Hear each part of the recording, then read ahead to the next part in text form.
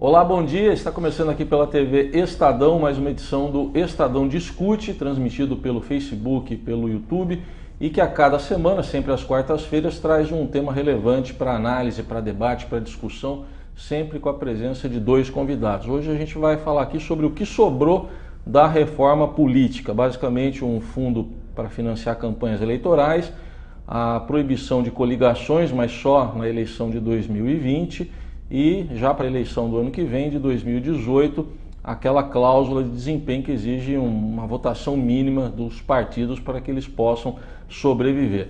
E eu vou apresentar agora os nossos dois convidados para esse debate. Primeiro, o Sávio Chalita, que é especialista em Direito Eleitoral e professor do CPJur, o Centro Preparatório Jurídico. Obrigado pela presença, Chalita. Obrigado. E também Samuel Sabino, que é professor de Ética e Filosofia do Instituto Brasileiro de Direito e Ética Empresarial. Sabino, obrigado também pela presença. Obrigado. Mas antes eu queria aproveitar um pouco também essa experiência de vocês, porque a gente está com um factual, né, como se diz aí no jargão jornalístico, acontecendo neste momento, que é um julgamento no Supremo Tribunal Federal sobre quem dá a última palavra de medidas cautelares, por exemplo, de afastamento de parlamentares, que é o que está acontecendo agora com o senador Aécio Neves. Está votando neste momento o relator do processo, que é o ministro Edson Fachin. Vamos acompanhar lá a sessão no Supremo para depois vocês comentarem e aí a gente entrar no assunto da reforma política. Vamos lá.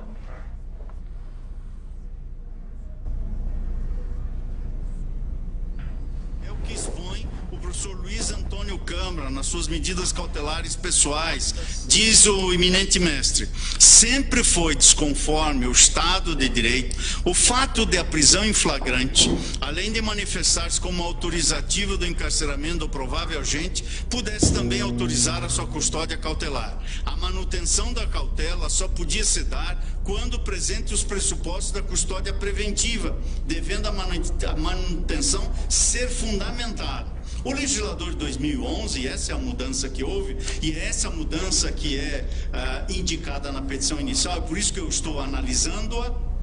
O legislador de 2011 agiu bem ao promover a correção, diz o professor Luiz Antônio Câmara, e deixar expressa, pois clara ela sempre foi, mas deixou expressa a subcautelaridade da medida. Hoje os efeitos da prisão em flagrante não persistem indefinidamente no tempo. Na mesma linha está a lição do professor Eugênio Pacelli de Oliveira, que acentuou com a prisão em flagrante impedir a consumação do delito, no caso em que a infração está sendo... Bom, a gente está acompanhando aí a parte muito técnica ainda, mas a gente estava acompanhando um pouco antes, ele está dando a entender que ele seria um voto favorável a que o Supremo desse a última palavra, mas vamos esperar a conclusão do voto do ministro Fachin.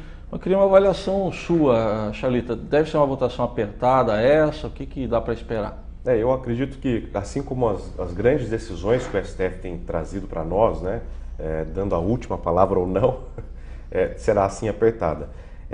Eu não tive tempo de analisar os votos já proferidos, ou melhor, o caso... É o primeiro ainda. É o primeiro, né? Está começando até porque não é muito a minha área, mas a parte constitucional que a gente poderia trabalhar aí, eu acredito que o grande foco da decisão do STF seria avaliar se é possível, ainda que, segundo o Código de Processo Penal, o recolhimento na própria residência seria uma alternativa à prisão. À noite, no caso do Aécio. À noite.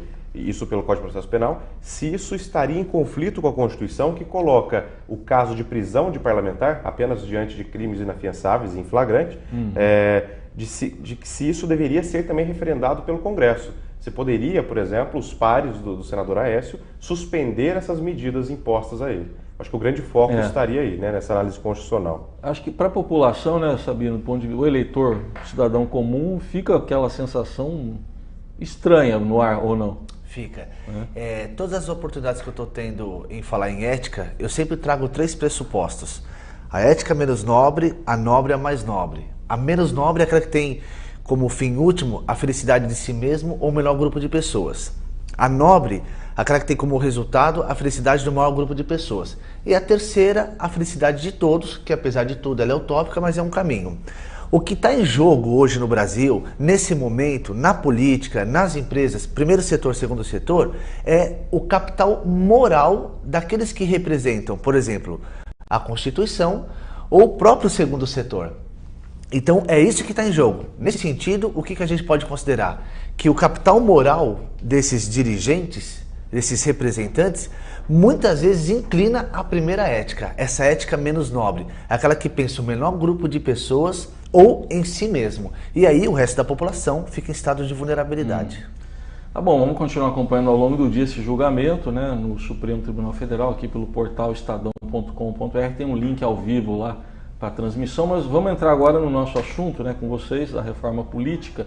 Vou começar pelo fundo eleitoral, que acho que, no fundo, era só o fundo mesmo que eles queriam, aparentemente, né, Chalita? 1,7 bi, que é o valor previsto aí, para financiar campanhas eleitorais do ano que vem, mas eu acho que a gente ficou no debate muito no valor fechado. Uma coisa que eu estava vendo nas entrelinhas, está na mão agora dos dirigentes partidários, como é que vai ser distribuído isso. Quer dizer, um dirigente partidário pode chegar e falar, não, eu quero que o meu partido ganhe eleição em São Paulo, no estado X, eu vou perder mesmo, então direciona o dinheiro para São Paulo. Não é muito poder para os dirigentes partidários? Qual a sua avaliação? É muito poder, né? Inclusive, como o professor Samuel colocou, trata-se de não só da atuação ali do STF, mas também, né, colocou muito bem a questão dos setores, a atuação do nosso Congresso em legislar praticamente em causa própria. Por isso, né, a ética menos nobre está sendo enaltecida aqui nessas atuações. O que nós temos do fundo, né? Muitas pessoas estão confundindo, acho que numa outra oportunidade até comentávamos aqui, a diferença do fundo partidário, que esse continua o mesmo, e que mesmo com grandes cifras, né, quase 1 bilhão também, esse ano foi, se não me engano, 800 e poucos milhões, e o fundo de financiamento de campanhas, que tem uma sigla lá, FEFC, é um novo fundo. Esse novo fundo que pode alcançar cifras até muito maiores do que está se estimando. Essa questão se o partido pode direcionar o valor para um candidato ou para uma localidade, tentou se enfrentar durante as votações no plenário, né, e não conseguiu avançar por uma justificativa que é a própria autonomia do partido político de definir sua estrutura interna, e isso seria enquadrado como uma estrutura interna do partido em direcionar para que as verbas, né, para que candidatos isso vai. Tentou-se definir um padrão democrático internamente, mas bateu aí nessa questão do princípio da autonomia do partido político, né? E é claro, né, não houve discussões mais aprofundadas, justamente porque seria completamente contrário aos interesses partidários que você regulasse como seria essa distribuição. Sim. Você propiciaria, por exemplo, candidatos não tão afamados, vamos dizer assim, de ter uma verba considerável para suas campanhas, né? E isso não foi discutido, mas esbarrou nessa questão do princípio, né? Deixa eu saber então da opinião do Sabino disso, quer dizer, um poder de decisão financeiro, né, concentrado na mão de tão poucas pessoas. Que avaliação você faz? Dá para a gente considerar, no pressuposto da justiça, que o seu fim último é o justo, uma vez que eu encontro o cenário de injusto. Você tem na Grécia Antiga um princípio como ponto de partida para fazer justiça, equidade. Equidade é tratar o diferente de forma diferente, ou diferentemente. O conceito de igualdade é tratar o diferente, porque somos todos diferentes, factualmente, de forma igual. O que acontece é o seguinte, quando você pensa em justiça e você convida primeiro o conceito de igualdade, você abarca quase que a maioria, e aquele pouco que sobrou, que não alcançou o justo, aí aquele você aplica a equidade. Então você trata ele diferente, porque ele também não alcançou o justo. Agora, quando você inverte esse discurso e convida somente o conceito de equidade para fazer justiça, aí cai a primeira ética, a ética menos nobre. Então, qual é o capital moral que esse dirigente, que tem esse grande poder, qual que ele vai aplicar? A equidade, nesse sentido que eu expliquei, ou primeiramente a igualdade, depois a equidade? É isso que a população espera deles. Esse é o papel deles. Então, o que nós temos que exigir é exatamente o aumento desse capital moral exatamente por essa perspectiva. E o direito vem nos auxiliando nesse sentido, né? Eu queria entrar um pouco na questão da fiscalização, porque a gente teve a última eleição, né, Chalita? Foi a primeira em que foi proibida a doação empresarial, já que a empresa não vota, então só doação de pessoa física. Ainda assim tivemos casos de laranjas, de gente com CPF falso, inexistente, enfim, a gente morta. Como é que se dá? Como é que se pode aprimorar a fiscalização? a fiscalização da Justiça Eleitoral ela tem se aprimorado de uma maneira muito positiva, né, para termos de controle de contas. Além da própria prestação de contas, que é extremamente complexa, tem advogados que se especializam só na prestação de contas, nós temos a comunicação da Receita Federal com a Justiça Eleitoral.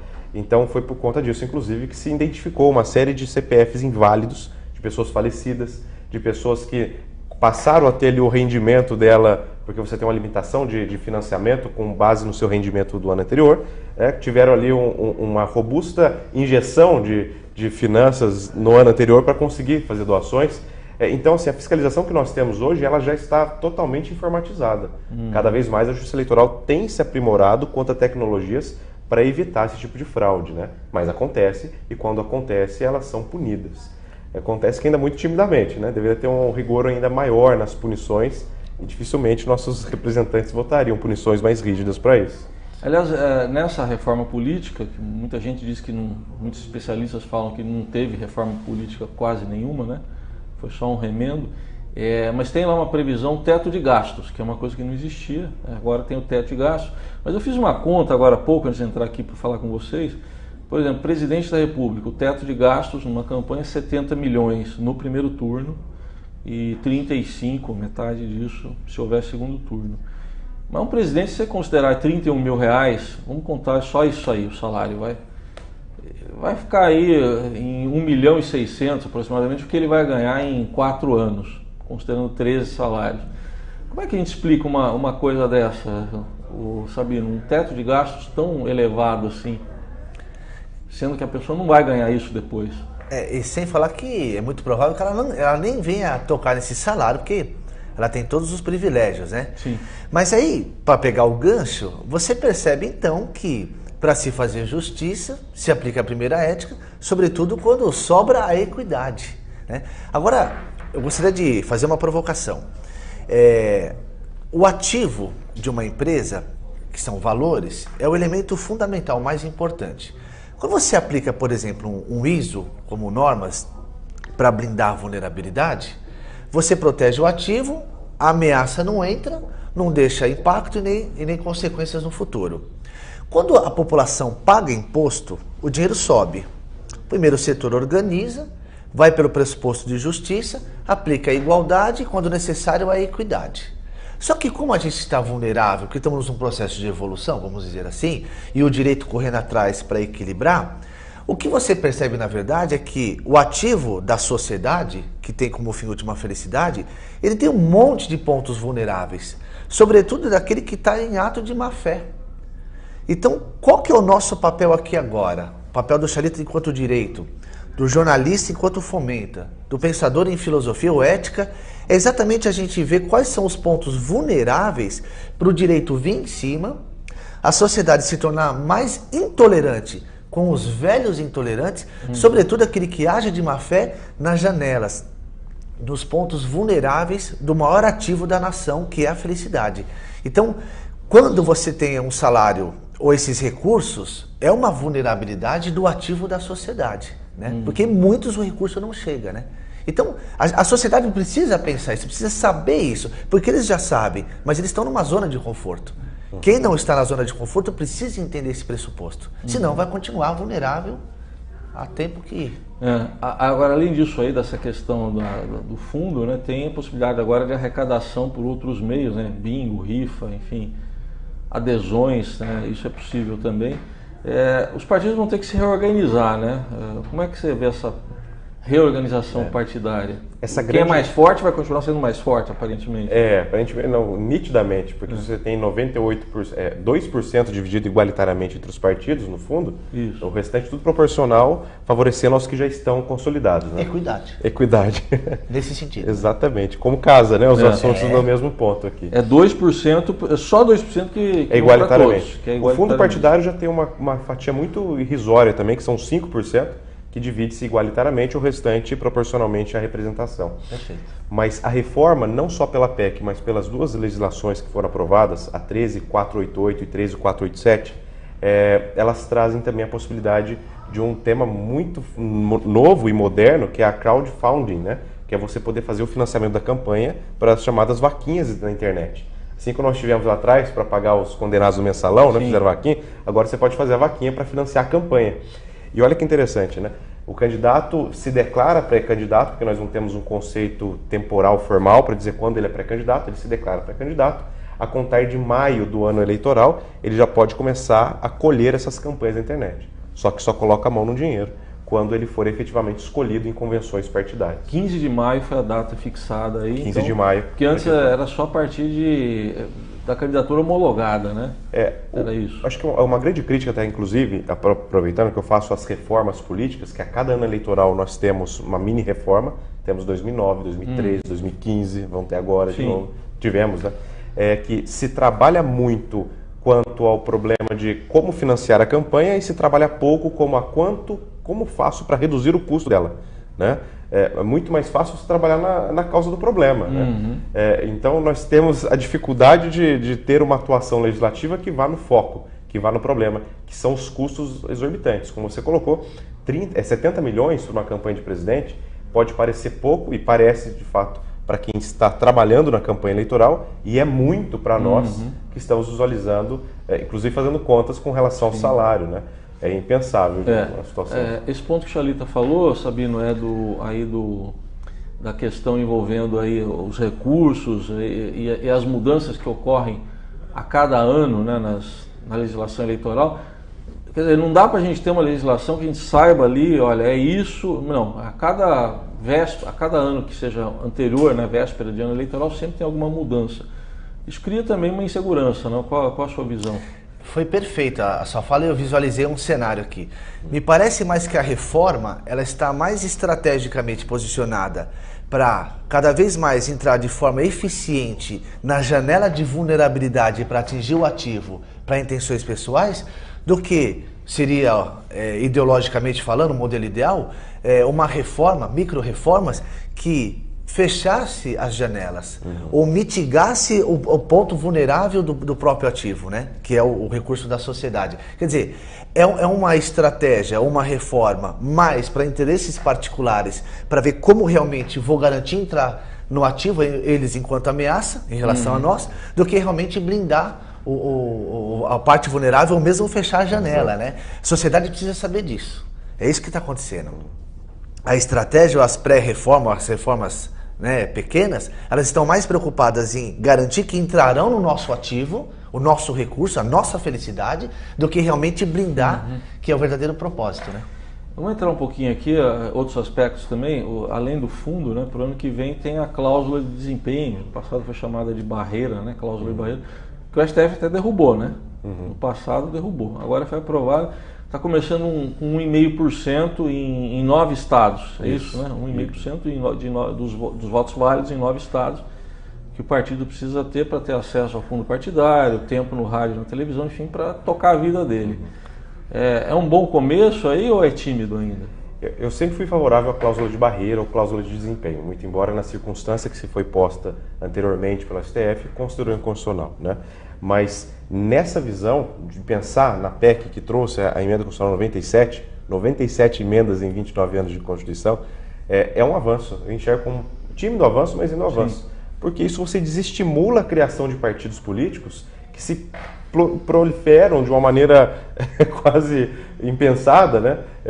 Numa outra ocasião eu havia dito que nós temos o Partido da Mulher no Brasil, que assim que aprovado o Estatuto em definitivo, nós tínhamos uma composição exagerada de homens, né? Sim. Então partidos que falham na sua ideologia. Então é uma tentativa de você brecar essa proliferação de partidos políticos. Ela é gradativa, né? No primeiro momento 1,5% da votação válida, dos votos válidos, ou 9 candidatos em pelo menos cada um dos estados. Mas é uma regrinha bem chatinha, porque além dessa análise, tem que fazer uma análise dos votos válidos dentro do estado, que também tem que alcançar 1% de dentro do estado. Uma regrinha cheia de detalhes que tem o intuito, e acredito que vai alcançar, de evitar essa demasia quanto ao número de partidos políticos. Involuntariamente você vai enfraquecer partidos sem representatividade, que ao longo do tempo você vai acabar extinguindo-os, né, de uma maneira indireta. Não é tão vantajoso se você pensar em partidos de minoria, que vão ter que nadar abraçadas largas para conseguir sobreviver em termos financeiros nesse meio. Mas é um avanço quanto aos parasitas, vamos dizer assim. Então, eu queria até essa opinião do Sabino em cima disso, porque por conta dos parasitas aí que o Sabino chamou, que o Chalita chamou, né, Sabino? Tem aqueles partidos que, os ditos ideológicos, mas que estão na mesma esteira aí, não conseguem votos e podem correr risco. Como é que você vê para esses partidos? Deveria haver uma diferenciação ou a cláusula de barreira tem que ser igual para todo mundo? Você vê que engraçado, quando é muito importante você ter o discurso ideológico com a prática, a simetria, né? Então, quando não há simetria, há um desperdício. Agora, os discursos ideológicos, que é a verdadeira fomentação de um partido político, que é o que ele oferece enquanto ideia, ele tem que descer para a realidade e se tornar concreto. Agora, tem muitos partidos ideológicos que não fomentam realmente a emancipação da sociedade, apenas interesses particulares, né? Manter o poder. Então, nesse sentido, só vai ficar quem é bom. Só vai ficar quem realmente tem alguma coisa para proporcionar. E quanto mais inflexível nós ficarmos com discursos baratos, vazio, só forma, sem conteúdo, então que eles vão embora, até para diminuir o custo também, né? Que nem, por exemplo, estava vendo a questão da reforma. Você ter, por exemplo, suplente, você ter o vice. Será que realmente é eficiente? Precisam deles? Então, não sei, né? Estou deixando uma provocação. Porque tudo gera custo.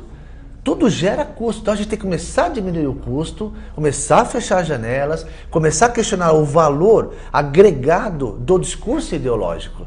Então, você percebe muito que há discursos ideológicos, né, enquanto um ativo, que são ativos de baixo valor agregado, que se tornam uma ameaça para o país.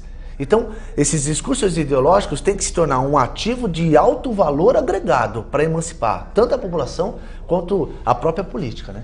Nós vamos chegar a esse caminho aí. A gente fica vendo esse número excessivo de partidos, 30 e tantos, né? 35. São 35 registrados, então, 69 em processo de 69. Será que tem tudo isso de ideologia? Não tem nem metade disso.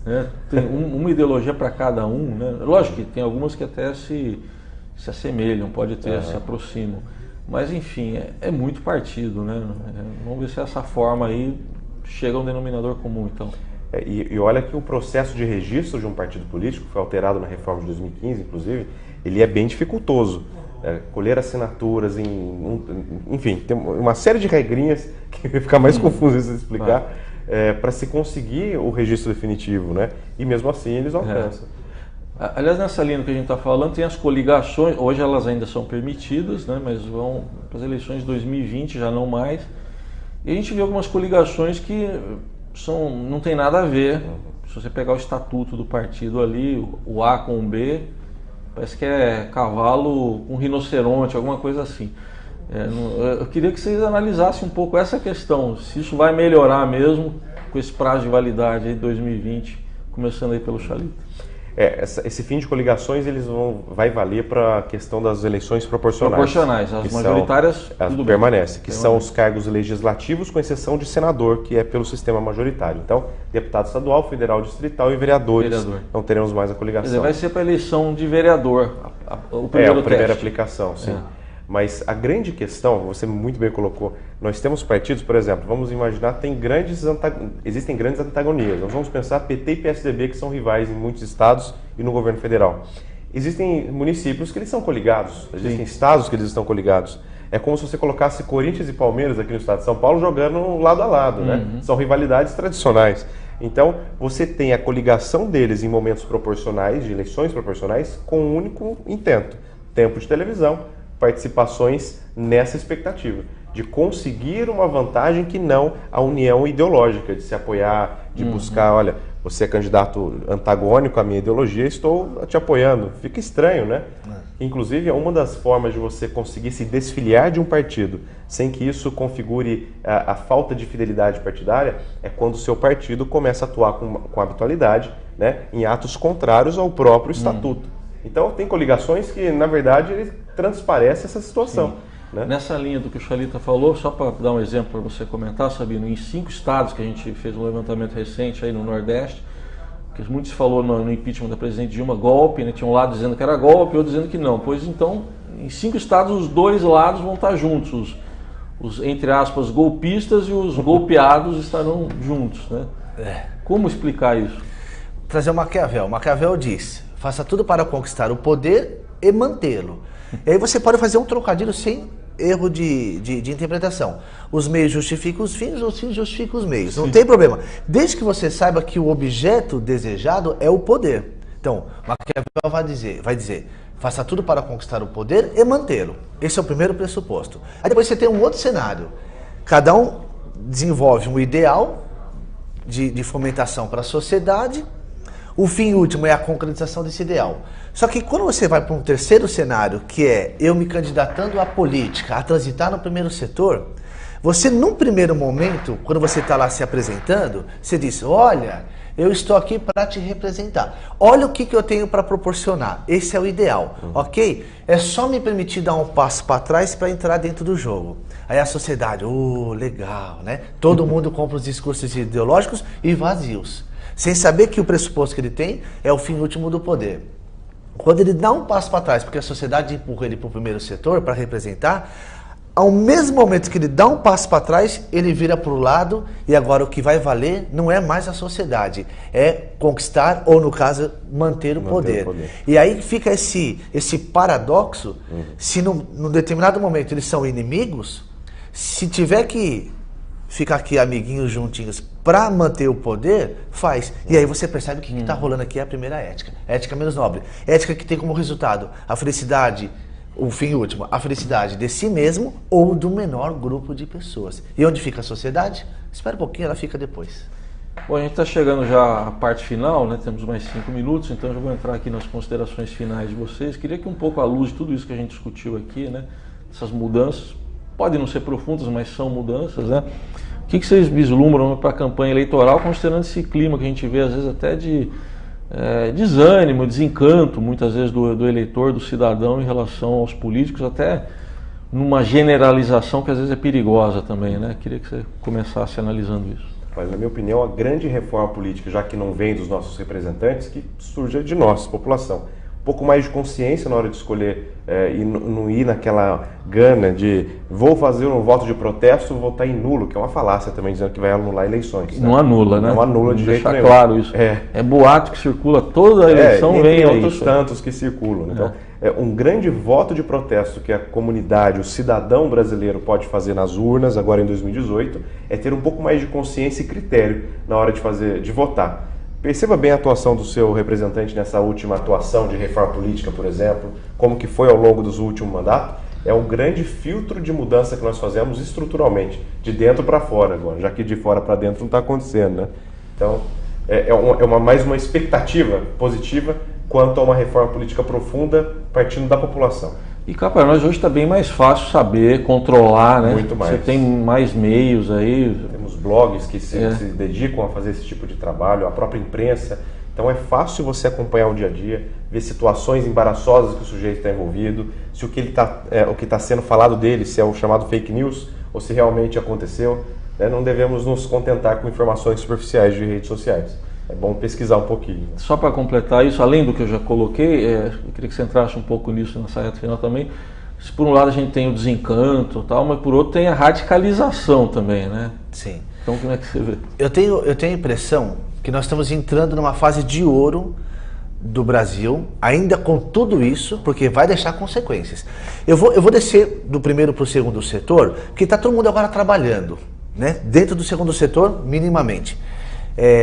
Da grande população que nos ouve, acredito. Olha que engraçado, você tem dois públicos, os shareholders e os stakeholders. Os shareholders são os acionistas. Eles vêm, colocam o dinheiro, olham para o fim último e falam qual que vai ser o retorno. Sempre foi assim. Os stakeholders são todos aqueles que vão fomentar para se atingir o fim último, que é o retorno para o acionista. Só que está acontecendo uma mudança na qualidade desses stakeholders, principalmente por causa das redes sociais, que fomenta essa intolerância, né? Que diz o seguinte, os stakeholders estão dizendo assim, que somos nós. Olha, eu vou fazer de tudo para garantir que o seu lucro venha para você. Só que parte dessa fatia, nem que seja pouquinho, eu também quero. Ah, mas você quer o quê? O lucro? Não, eu quero fazer parte também do fim último. Porque não será só o lucro o fim último, será a dignidade, o respeito, a humanidade. Então, nós estamos trazendo esse assunto. Isso está se esquentando muito. Está surgindo uma nova era, uma nova qualidade de stakeholders, de sociedade, de reclamantes, que diz, o lucro é importante. Você pode ganhar o seu dinheiro, mas não será só o fim último você, só o seu lucro. Será também a humanidade. E aí, por exemplo, o segundo setor traz a ideia de responsabilidade social. Ou seja, o acionista recebia 100%, agora ele vai ter que dividir a fatia. Nós também somos fim último. É isso que está acontecendo hoje na humanidade, na nossa sociedade, e acredito na humanidade a médio e a longo prazo. Tomara que a gente entre por esse caminho aí Tomara. mesmo, né, para valer, porque a gente tem visto as últimas eleições, parece que as pessoas votam em quem elas não querem, né? Não é assim, eu vou votar nesse porque eu quero ele, não, eu vou votar nesse porque eu não quero aquele. Parece que é muito por essa linha e o que nem sempre é um bom sinal, né? Bom, mas quero agradecer então aos nossos dois convidados aqui pela presença, pelos esclarecimentos, começando pelo Sávio Chalita, que é advogado especializado em direito eleitoral e professor do CPJUR, o Centro Preparatório Jurídico. Obrigado aí. Até uma próxima, Chalita. Até uma próxima. Obrigado também a Samuel Sabino, que é professor de Ética e Filosofia do Instituto Brasileiro de Direito e Ética Empresarial. Um prazer recebê-lo mais uma vez. Até uma próxima oportunidade. Obrigado. E agradeço a você em especial que nos acompanhou mais uma vez, mais uma quarta-feira aqui pela TV Estadão. O tema de hoje foi a reforma política, ou seja lá o que sobrou dela. E na semana que vem a gente continua aqui com o Estadão Discute, um novo tema na quarta-feira que vem, a partir das 11 da manhã, com a presença de dois convidados. Obrigado pela companhia e até mais.